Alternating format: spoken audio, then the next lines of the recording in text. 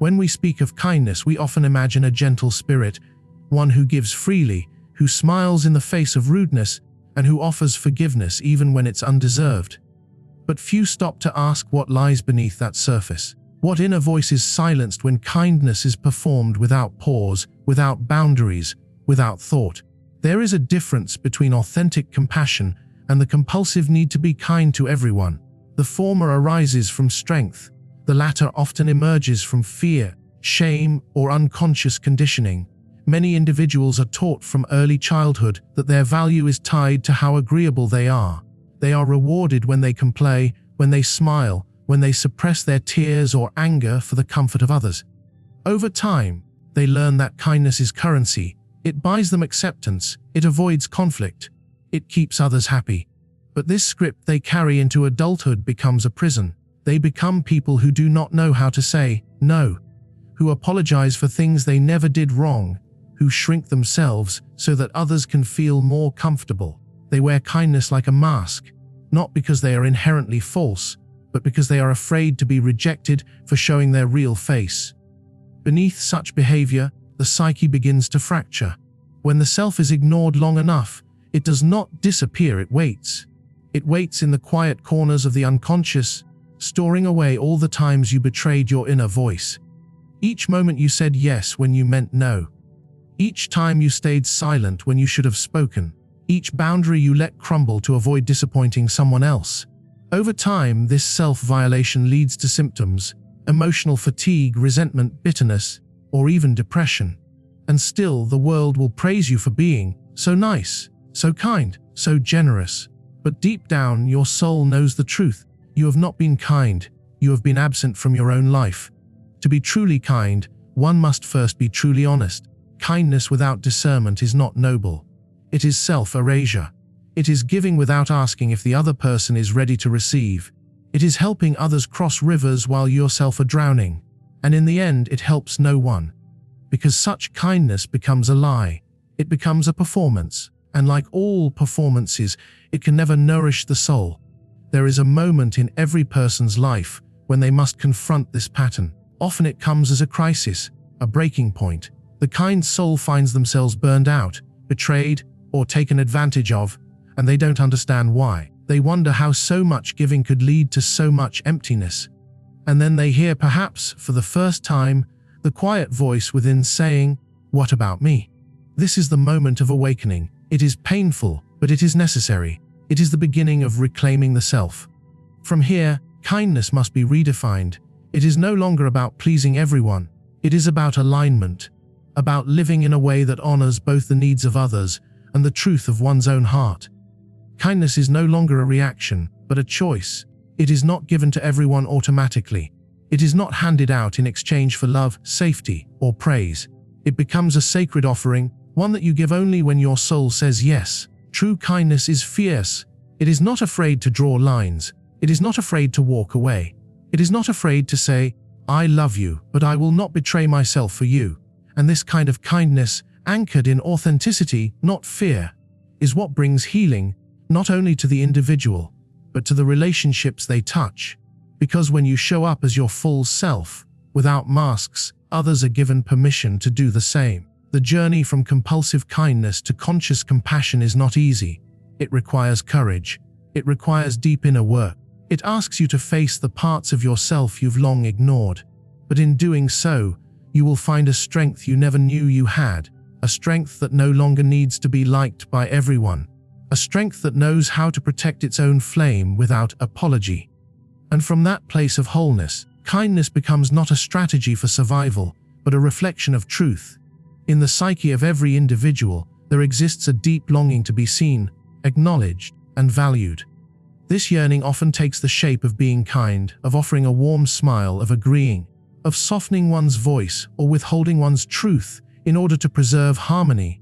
But what is rarely examined is the psychological cost of being endlessly kind, especially when that kindness is indiscriminate. When one extends kindness to all, without discernment, they run the risk of losing sight of their own emotional and spiritual boundaries. This form of kindness is not born of strength, but of an unconscious attempt to secure love, worth, and protection. At the root of excessive kindness lies the fear of rejection. Many who overextend themselves do so because they were once conditioned to believe that love is conditional. As children, they may have learned that only when they were pleasant, helpful, or agreeable were they embraced. Displeasure, anger, or disagreement may have been met with withdrawal, punishment, or shame. As a result, they developed a belief system in which kindness was equated with survival. But survival mechanisms that were necessary in childhood can become emotional chains in adulthood. These chains keep a person stuck in roles that no longer serve them, and they blur the line between love and self-abandonment. The unconscious mind, if left unexamined, continues to operate under outdated rules. A person may think they are being kind because it is morally right, but in truth, they are often acting from compulsion, a deeply ingrained response rooted in the avoidance of conflict and the pursuit of approval. The tragedy is that they are not choosing kindness, they are being driven by it. And anything done without choice cannot be called virtuous. It is merely automatic behavior, devoid of consciousness and therefore devoid of authenticity. What begins to unravel when one becomes too kind to everyone is the loss of self-integrity. When one says yes when they want to say no, or offers help when their soul is tired, they betray their inner truth. Each act of false kindness becomes a wound. It teaches the unconscious mind that the self is less important than others. Over time, this internal narrative depletes the spirit. It fosters resentment, not just toward those who take advantage, but toward oneself for allowing it to happen. And yet, this resentment is rarely expressed. Instead, it is buried, where it festers and manifests as exhaustion, anxiety, or even illness. An individual who constantly gives and never receives becomes unbalanced, not just emotionally, but spiritually. Kindness that is not rooted in truth becomes a barrier to real connection. It prevents intimacy because it creates a false image, one that is always agreeable, always pleasant, always accommodating. This image may be praised by society, but it is empty. It hides the real self, the one that has needs, limits, and preferences. Without the courage to assert these things, a person lives in emotional exile, surrounded by people who may like them, but who never truly know them. To stop being kind to everyone is not an act of cruelty. It is a return to wholeness. It is the recognition that not every person is worthy of your softness, that not every situation deserves your emotional labor. Discerning kindness means you assess the energy of the person or situation before offering your emotional presence. You listen inwardly before extending outwardly. You respect yourself enough to ask, is this person safe? Is this moment aligned with my truth? If the answer is no, then withholding kindness is not selfish, it is wise. It is the act of a person who values their inner world and refuses to compromise it for social acceptance. In many cases, the most compassionate thing one can do is draw a line, not out of malice, but out of clarity. When you say no to what drains you, you are saying yes to your soul. When you walk away from what dishonors your truth, you are walking toward your own integrity. And in doing so, you create space for genuine kindness to arise, not the compulsive kind, but the conscious kind, rooted in clarity, respect, and strength. This path is not about becoming unkind or hard-hearted. It is about letting go of the illusion that you must be kind to be worthy. Worth is not something you earn through self-sacrifice. It is something you already possess simply by existing. When you truly understand this, you will no longer need to prove yourself through endless giving. You will begin to give from a place of overflow, not emptiness. And only then does kindness regain its true power as an expression of wholeness rather than a mask for fear. True kindness, when rooted in depth and consciousness, requires strength.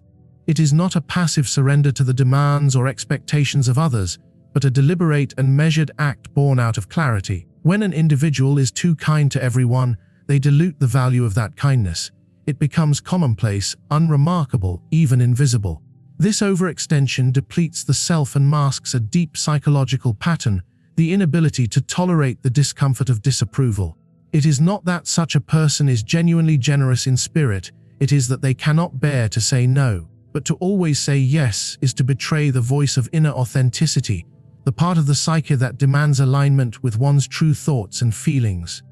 Kindness, when it becomes an obligation, loses its sacred power. It turns into appeasement, a coping strategy to manage anxiety, avoid confrontation, or secure emotional safety. This behavior often stems from earlier wounds, unhealed and hidden in the unconscious mind. Perhaps in childhood, one learned that being helpful and agreeable kept them safe from ridicule or punishment. Perhaps they were praised only when they were selfless, quiet, or undemanding. And so, they internalized the message that their needs were secondary or even dangerous. As adults, they unconsciously carry this message into every relationship, offering kindness like a shield against rejection or abandonment. This form of kindness is not a virtue, it is a survival tactic. And as with all survival tactics, it is reactive, not intentional. The person caught in this pattern does not act from freedom, but from compulsion. They feel guilty when they set boundaries, anxious when they assert themselves, and ashamed when they prioritize their own well-being.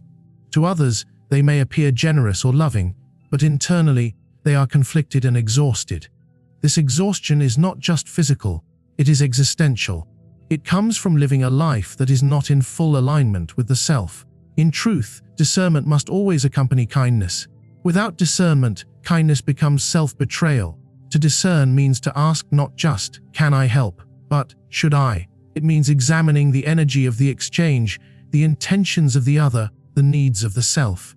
It means recognizing that not all situations are worthy of your kindness, and not all people are ready to receive it with respect. In some cases, your kindness will be seen as weakness. In others, it will be manipulated, exploited, or dismissed. To offer kindness indiscriminately is to cast pearls before swine, not out of nobility but out of fear. The one who is excessively kind often struggles with identity. Their self-worth is dependent on being needed, liked, or useful. But this dependency is dangerous, for it means that their value fluctuates with others' approval. They are rarely alone with themselves. They fear solitude not because they lack company, but because in solitude they must face the uncomfortable truth. They do not know who they are outside of what they give. They have forgotten how to simply be, to exist without the constant need to serve or please. This forgetfulness is a form of spiritual amnesia, and recovering from it requires solitude, silence, and self-reflection. To reclaim one's true self, the habit of compulsive kindness must be broken. This is not a call to become selfish or cold. Rather, it is a call to return to a place of inner clarity, where kindness arises not from obligation but from strength. This strength is forged in the fire of self-awareness, in the quiet confrontation with one's own patterns, traumas, and fears. Only from this place can one begin to give authentically, without draining the self. In the end, kindness must be a conscious choice, not an unconscious pattern. The one who has faced their own shadows and no longer fears disapproval is the one who can offer the truest kindness. The kind that does not seek to manipulate or appease, but that flows from a wellspring of self-respect and clear boundaries. When kindness is selective, it gains weight and meaning. It becomes a gift, not a currency. And in this transformation, the individual not only honors others but honors themselves. There is a critical psychological principle that many overlook when they strive to be kind to everyone: the projection of one's inner conflict onto social relationships. Excessive kindness, especially in old age, often masks a deeper insecurity, a subconscious attempt to control how others perceive us. The impulse to be universally liked becomes a quiet form of domination, cloaked in politeness. It is not just an expression of generosity, but a symptom of unresolved need for validation. At its root, it reflects an avoidance of the inner tension between who we are and who we believe we must be to earn love. When the need to be accepted by all overrides the ability to be authentic with a few, kindness loses its integrity. This impulse often originates in early psychological conditioning. The child learns that pleasing others brings safety. This child becomes an adult who bends, softens, and shrinks in the presence of others' needs or expectations. Over time, they develop a false self, one that is always agreeable, always smiling, always available. But the price of maintaining this mask is the suppression of the authentic self, the one who sometimes feels anger, who sometimes wants space, who sometimes says no. The false self, nourished by years of reinforcement, eventually becomes exhausted. Yet because society praises politeness and humility, the individual is applauded for their kindness even as they silently suffer. By the time one reaches older age, The pattern is so deeply embedded that they may not even recognize it. Being kind to everyone becomes second nature, and any deviation from it is met with intense guilt or anxiety. But this is not virtue, it is neurosis. True virtue involves choice, and choice requires awareness. Without the awareness that one is overextending, there can be no conscious boundary. Instead, the person reacts from a place of inner compulsion, treating others with deference not because it is right, but because it feels safer than the alternative: rejection, confrontation, or solitude. In many cases, people confuse being kind with being good. But goodness, in its mature form, includes discernment, clarity, and the courage to stand apart when necessary. Being good does not mean being passive. It means knowing what you stand for, even when it displeases others. It means choosing when and how to show compassion in a way that aligns with your inner values. When kindness is used as a shield, it blocks not only authentic self-expression, but also the natural dynamics of human relationship, which are meant to include disagreement, tension, and even rupture. Without these elements, relationships become one-sided and shallow, devoid of the depth that truth and honesty bring. As one grows older, there is an even greater need for introspection. Aging is not just a physical process. It is an invitation to spiritual maturity. It is a time when the soul calls for honesty, and when the masks we have worn throughout life become heavy. If, in this stage, one clings to being universally kind, they may miss the deeper call of the psyche, to become whole rather than merely liked. Wholeness includes both light and shadow. It includes kindness and firmness, compassion and boundary, love and the strength to walk away when love is not returned. This path toward inner wholeness demands solitude, not isolation but sacred solitude, where one can sit with themselves and face the parts they've neglected. In this solitude, the compulsive need to be seen as good can be questioned and dismantled.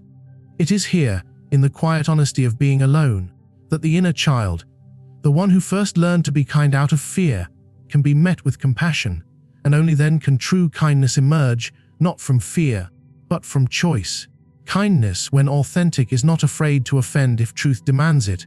It does not hesitate to say no when boundaries are crossed. It does not seek applause. It is firm, clear, and generous without self-betrayal. In old age, when wisdom should deepen, the goal is no longer to be liked by all, but to live in alignment with truth.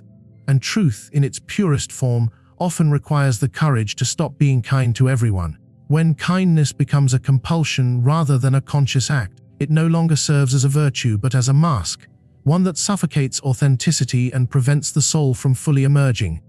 As we grow older, the call is no longer to please the world, but to know ourselves deeply, to honor the inner voice that has been silenced by years of people-pleasing and fear-driven politeness. True maturity is not measured by how agreeable we are, but by how honestly we live and how courageously we protect our boundaries. In the twilight years of life, the greatest gift we can offer is not an unrelenting smile, but the integrity of our presence.